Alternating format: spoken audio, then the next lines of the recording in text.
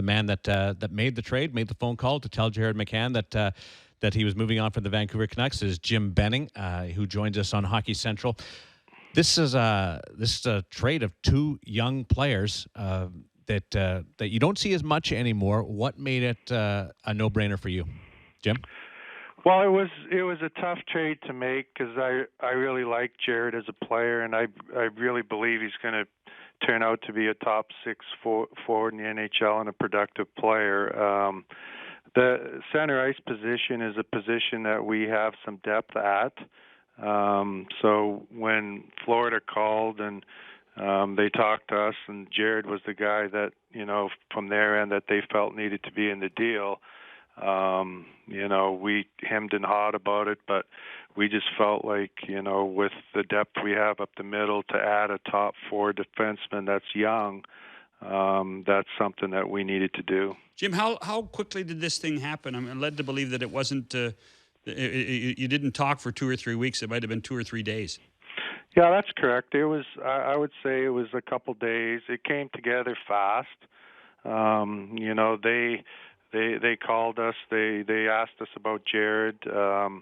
We started talking to them, and they brought up Erik's name in the deal, and so then we just tried to figure it out from there. This is just you picking on the new GM, isn't it? No, I don't think so. They called us first, and I think we gave up a lot too in the deal. Our thinking behind the deal is we play in a division where there's some big heavy teams in Anaheim, LA, and San Jose. And one of the things that with our group on the back end this year, I didn't feel we were big and strong enough.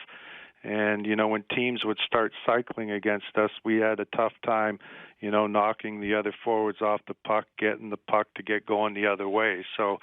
And then the other teams in our division, Calgary, Edmonton, and Arizona, all have some good young, fast players. Mm-hmm. So with Erik in our lineup, he'll be against the big, heavy teams. He'll be able to compete down low to stop the cycle. And with these teams that have these fast players, they're going to, that skate through the neutral zone 100 miles an hour. They're going to have to keep their heads up now going through the neutral zone with him out on the ice. Does this spell the end for Dan Hamhuis in Vancouver? No, not necessarily. We're still talking to Dan. We still have some decisions to make. I'm heading into the scouting combine here this next week, and I get back after that, and we got our amateur and pro meetings. And we'd still like to have Dan on board, so we're going to try to figure that out going forward. You were quoted the other day, Jim, as saying that you have to walk a fine line between being competitive and building for the future. How do you characterize where you are with your group right now? Well, as you guys know, I come from a scouting background, so to trade second-round picks away, it kills me. But, where we're at right now, I think we owe it to our fans to try to field the most competitive team that we can right now. We picked 5th overall in the draft. We're going to get I believe, a first-line player or a top 4 defenseman with that pick. We got Brock Besser coming. That's a blue-chip prospect that's going to be a top 6 forward in the league. We got Thatcher Demko coming. That's, I believe, is going to be a number 1 goalie. Once we get the pieces in place from a team building perspective, we're going to hold on to those draft picks. But, when we talked about, that second pick, giving up that second pick, we had 2 forwards and 2 defensemen that we were kind of keying in on who we would take with that pick. And, and then you start talking about it, and there are 2 more years of junior, 2 years in the American League. Maybe their 5th year, they can come up and play some games, but they don't help your team win till 6-7 years down the line. So, to get a 24-year-old, we feel a top 4 defenseman who's going to be a good fit playing with Ben Hutton, we just made that decision that that's something that we needed to do.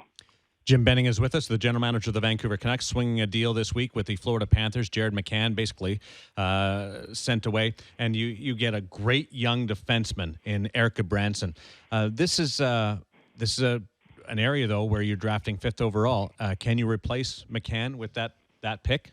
I feel we can. I feel, there's the top 3 players in the draft, and then the next 2 forwards, and we have a defenseman rated up in that group. But I believe the next 2 forwards are first-line players, and the defenseman is going to be, if he's not a top pairing guy, he's for sure going to be a second pairing guy. So, but picking at 5, I believe we're going to get a first-line forward there. I guess what we're talking about is either Matthew Tkachuk or Dubois out of the Quebec League, and your defenseman would be either Jacob Chychrun or Sergachev out of Windsor. So there are some guys that could actually get into your lineup next year in theory, but I would think that Sergachev's the one guy that could probably play in the NHL next year, Jim.